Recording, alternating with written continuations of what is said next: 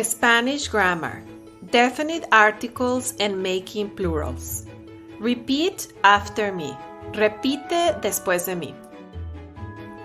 El libro, los libros. La mochila, las mochilas.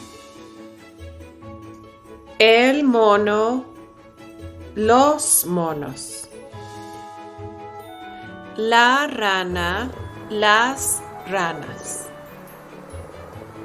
El vestido, los vestidos. La fruta, las frutas. El mapa, los mapas.